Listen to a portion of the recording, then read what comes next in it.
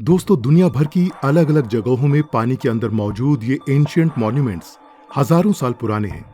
समय समय पर साइंटिस्ट पानी के अंदर डूबी इन सिविलाइजेशन को एक्सप्लोर करते रहते हैं। जैसे जापान के योनागुनी आइलैंड में मौजूद योनागुनी मॉन्यूमेंट्स जो लगभग 5000 साल पुराना है। ऐसे ही ग्रीक फिलोसोफर प्लेटो ने एटलांटिस सिविलाइजेशन के बारे में बताया था, जो 9000 साल पुरानी एक एडवांस सिविलाइजेशन हुआ करती थी और एक वक्त बाद वो भी पानी में डूब गई। दोस्तों, पानी के अंदर एक एंशिएंट मॉन्यूमेंट्स भारत में भी मौजूद है, जिसमें दुनिया भर के साइंटिस्ट इंटरेस्टेड हैं। जी हां दोस्तों, वो है द्वारका। इंडिया के western coast gulf of Kutch में मौजूद द्वारका पानी के अंदर समाई हुई है। इस नगरी का जिक्र प्राचीन हिंदू ग्रंथों में मिलता है, जिसे पता चलता है भगवान श्री कृष्ण ने खूबसूरत द्वारका नगरी को बसाया था। लेकिन आज से करीब 11000 साल पहले ये सुंदर नगर समुद्र की गहराइयों में समा गया।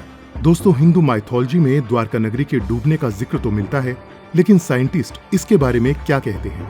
साइंटिस्ट रिसर्च और आर्कियोलॉजिकल एविडेंस से इस नगरी के बारे में क्या पता चलता है? असल में द्वारका नगरी के डूबने का रीजन क्या था? ये नगरी सच में एग्जिस्ट करती थी या ये सिर्फ एक माइथोलॉजिकल कहानी ही है? आइए समझते हैं इन्हीं सभी बातों को आज की इस वीडियो में। लेकिन अगर आप चैनल पर नए हैं तो ऐसे ही नॉलेजेबल वीडियोस देखते रहने के लिए सब्सक्राइब कीजिए रेडी स्टडी नॉलेज को और बेल आइकन दबाना न भूलें। दोस्तों, द्वारका की कहानी को हिंदू माइथोलॉजी के अनुसार समझें तो जब भगवान श्री कृष्ण ने कंस का वध किया तो उसके बाद राक्षस जरासंध मथुरा शहर पर आक्रमण किया करता था।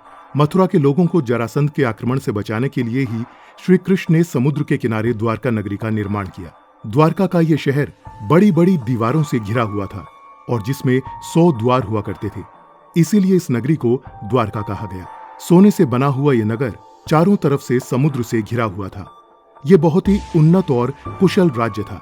लेकिन फिर महाभारत में हुई लड़ाई के बाद अपने पुत्रों की मौत के शोक में डूबी गांधारी ने कृष्ण को भयानक श्राप दे दिया कि जैसे कौरवों का वंश खत्म हुआ है, ठीक उसी प्रकार कृष्ण का वंश यानी यदुवंश भी आपस में लड़ मर कर खत्म हो जाएगा।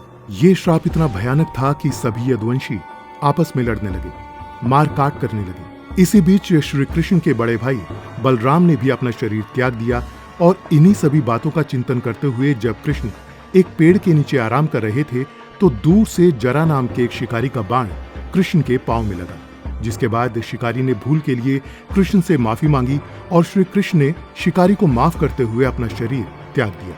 कृष्ण की मृत्यु की खबर सुनकर अर्जुन दुखी हो गए और द्वारका नगर के बचे हुए लोगों को अपने साथ हस्तिनापुर ले आए। जिसके बाद अचानक समुद्र का स्तर बढ़ने लगा और देखते ही देखते द्वारका नगरी समुद्र में समा गई।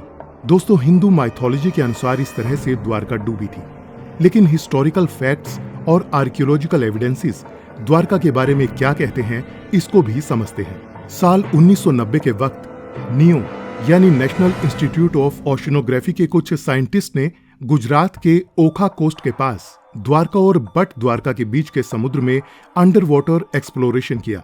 But Dwarka gulf of Kutch में मौजूद इनहेबिटेड आइलैंड है, जिसे शंखोधर भी बोला जाता है। तो दोस्तों, साइंटिस्ट की अंडर वाटर एक्सप्लोरेशन करने की मेन वजह थी साल 1990 में जब इंडियन पायलट्स ने द्वारका के ऊपर से उड़ते हुए पानी के अंदर अजीब स्ट्रक्चर्स को ऑब्जर्व किया और फिर आगे जाकर इसे एक्सप्लोर किया गया। एक्सप्लोरेशन के दौरान इतिहासकारों और साइंटिस्ट को जो कुछ मिला वो हैरान कर देने वाला था।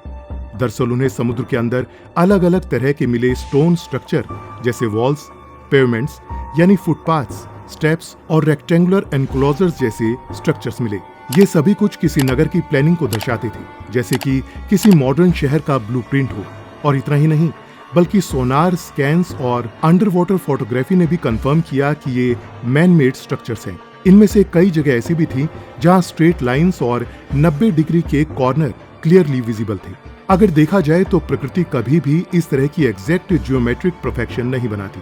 इससे ये साफ तौर पर जाहिर होता था कि ये किसी एडवांस सिविलाइजेशन ने ही बनाया होगा। साल 2001 में आर्कियोलॉजिस्ट डॉक्टर SR राव, जो कि इंडिया के सबसे प्रसिद्ध मैरीन आर्कियोलॉजिस्ट हैं, उन्होंने क्लेम किया कि ये एंशिएंट सबमर्ज्ड सिटी वही द्वारका हो सकती है जिसका जिक्र महाभारत और पुराणों में होता आया है। उन्होंने बताया कि द्वारका और बट द्वारका के पास ऐसे कई सबूत मिले हैं, जैसे कि terracotta seals, anchors, stone bands और टूल्स। ये सभी कुछ द्वारका की ही कहानी रिलेट करते हैं। पौराणिक ग्रंथों के हिसाब से द्वारका में टोटल 50 खंबे हुआ करते थे और आर्कियोलॉजिस्ट को खोज के दौरान 30 सबमर्ज्ड खंबे मिले।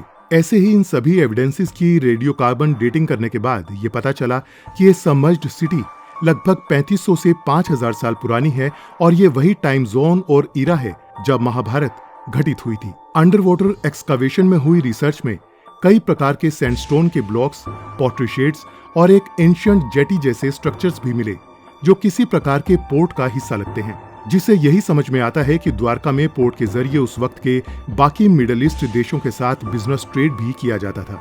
ऐसे ही एक और चीज ने सबका ध्यान अपनी ओर खींचा, वो थी अंडर वाटर मिले कुछ टेम्पल स्ट्रक्चर्स। ये सभी स्ट्रक्चर्स भारत के प्राचीन मंदिरों से मिलते जुलते हैं, जो इस बात पर मोहर लगाते हैं कि अंडर वाटर मिली इस नगरी का सीधा संबंध द्वारका से है।